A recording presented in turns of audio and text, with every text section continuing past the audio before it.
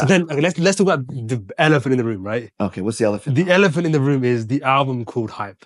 No, it was EP. EP. Yeah. EP called Hype, right? Yeah. That now comes out. Okay, so let me set the scene for everyone to kind of really understand the impact of kind of this album, right? The industry is being dominated by garage. It's being dominated by hip hop. It's being dominated. There is no desi sound. Oh, and I also opened the door for samples. So now they're like, hey, Sanj is sampling. We need to all start sampling. So everybody's sampling now, right? Yeah. So then this is all happening, right? Yeah. Now, out of the blue, I remember sitting there. I came back from school. Yeah. I put on channel 7, 8, 9. Yeah. And you got RDB playing, you got this artist playing, that artist playing. Yeah. And then suddenly this kid appears. Yeah. There's that explosion and you hear a Dhoor kind of drum roll. You see these kids kind of screaming, like jumping up and down. And then it drops. Literally, in my opinion, that revolutionized UK music to a level beyond the bands. The bands took it to, I say here, this one song, in my opinion, I believe it took the music industry here.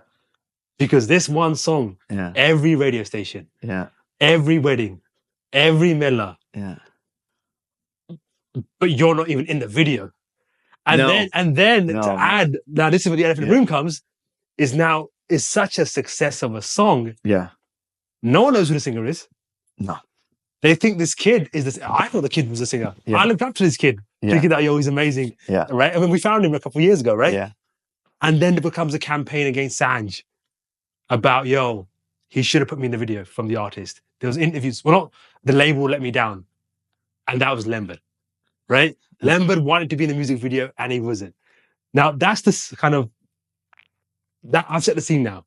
Now, you've never actually spoken about Dasya, how the song was made, because even you was accused of it being ghost produced by someone else. Yeah. It's a Bhutta produced it. Bhutta for Bhutta produced it. There was so many things being thrown at it. Like, it's doing wonders. But at the same time, you got the sunshine on one side, you got the grey clouds coming towards that sunshine. Yeah. Tell the story of Dasya, because there's a lot of questions that need to be answered. Okay. And there's a lot of things that... Okay, let's rewind then. Okay, so I started getting a reputation where okay, Sanj can't produce anything. He can only sample. Yeah. So then you're getting that hate, right? Because one thing I've learned in life, and this is what I follow even to this day, I thrive on people hating me, being upset with me, wanting me to fail. It feeds me, right?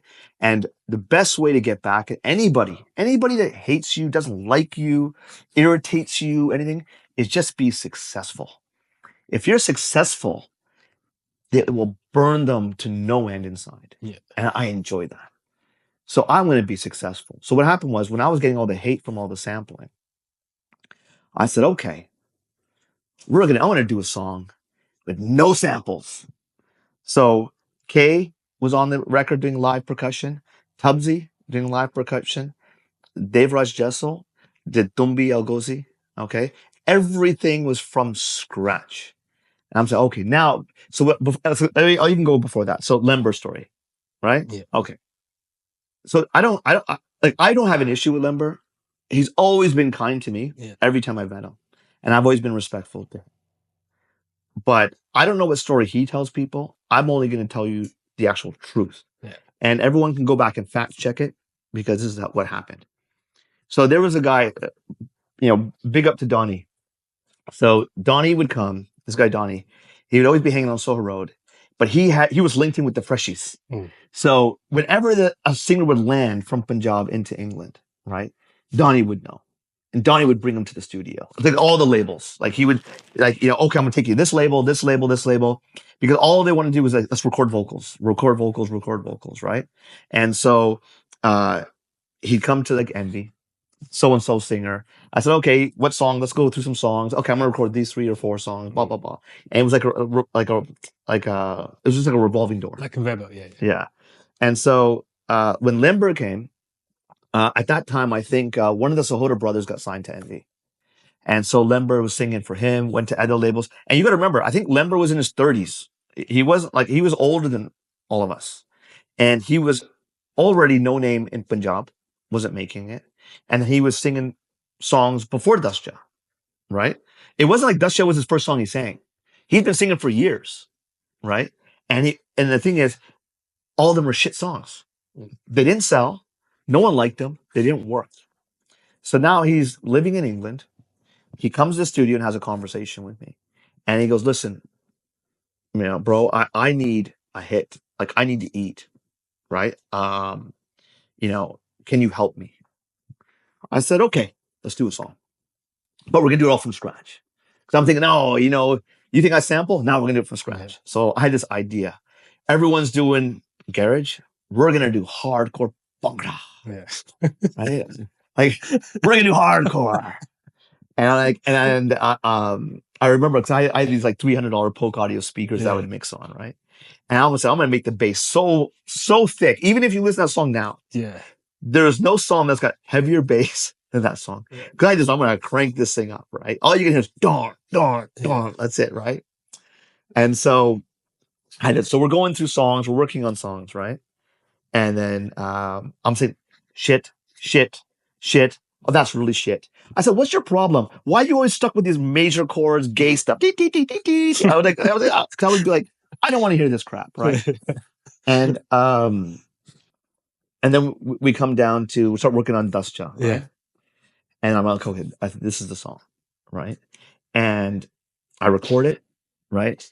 And I remember that Lembert telling me, like, after like spending some time with me working on that song, he goes, I get it now. Because and then after it was a hit, like, it obviously became a hit, right? But he was telling me, I get it. He's like, he understood my formula for how I think of what a hit song should sound like. Yeah. Like the melody structure, the chord arrangement, all these things, that what sounds good to me, he took that, and I give him full credit for this. He took how I listened to music and took it, and then went to everybody else singing whatever, I think 100, 200, 300 songs. And all of a sudden, everything he does was hit, right? But going back to Dust Jar, we recorded the song, everything live, but the label was like, no, you need a garage track. So Karan MC sang Babala. That was the first track. And I think Dust Jar was third. It was like third. It wasn't even like, the label was like, dude, no, this is like, no, who's going to listen to this, right? And so I remember DJ coming into the Envy shop. I think after 2-3 weeks it was out, right? Going, dude, you know that song that you did, that Dust Jar song? I'm like, yeah. He goes, it's on repeat at every wedding I'm going to. I'm like, really? The label's like, really? And they're like, should we do a video for this? We're like, yeah, well, we don't really have a budget. I'm like, what's the budget? I said, 300 pounds, right? So what are we going to do 300 pounds? So like, listen, I'm like eating, not really eating healthy. I'm like out of shape. I'm like, I don't want to be in front of the camera. And it's a 300-pound video. What are we going to do? What's the concept? So I said, okay, you know what? Let's show everybody having fun.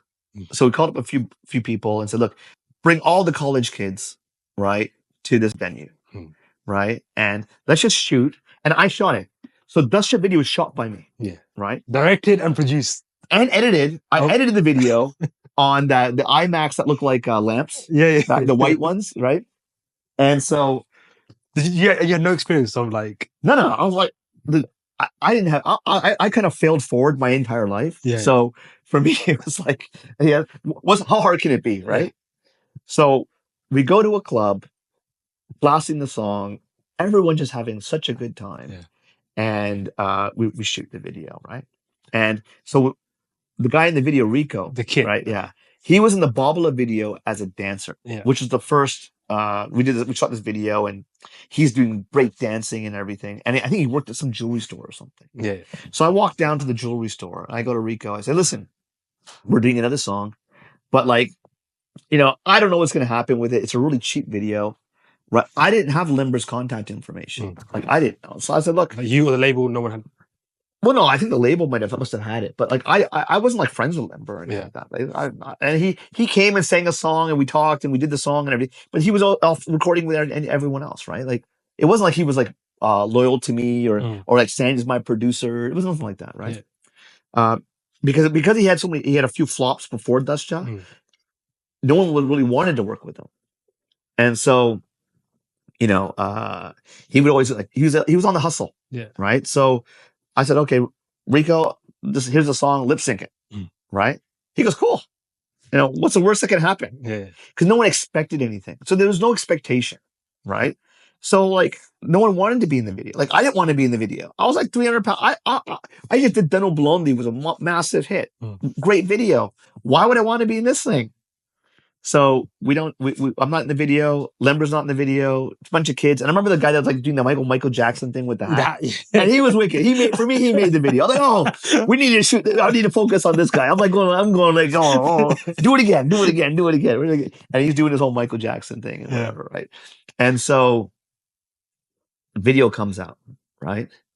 And I think it took time. Like back then, nothing was a hit overnight. It took time because distribution, you're getting everything out, then it gets played, and then it goes to ship the product to Canada, and it takes time to filter out. The song becomes so massive that everyone's like, how can Sanj do this track? There's no samples in it. Yeah. It couldn't be him. It has to be someone else. So everyone's like trying to like figure out like, because it blew up so big that like all my haters, all the people against me just couldn't swallow it. Yeah. They couldn't take it. And so that's when all the rumors start. And then the other problem with it, what I realized, because it was such a monster hit, everybody wants credit for it. Everybody wants to say, oh, it's my idea. I did it. I own it. I came up with it. So you have all this fight for credit. Yeah. Right? And I'm sure like Lember was part of that. Like, it's my song. Sure. Yeah, it's your song. You sang it. Like he showed a lot of animosity towards this kid. Do you think that was fair? Because again, the kid was just a kid, a model in the video. It was that era where artists weren't. So here's the truth, right? The funny thing was after that song blew up, Zeus wanted Lember, RDB, everybody wanted Lember. Before that, nobody wanted Lember. So I heard like everyone would tell me, oh, Lember's complaining. One is, dude, have you seen what you look like? No, you're 30 something. You got 21, 22-year-olds dancing to the song. Do you really want to be in that scene? It's going to look kind of like cringy. Yeah. Right? So like, why would you want to be in the video? Second thing is, what are you complaining about? The song blew up. It made you. Yeah. People only wanted to work with you because it was a hit. Because before that, you had shitty songs that no one cared about, and there were loads of singers like that were singing well, right? Yeah. So you have a hit, okay? Okay, you have a big hit. It's feeding you, which is what you wanted, right? Now everyone's paying you to do vocals. Yeah. What's your problem?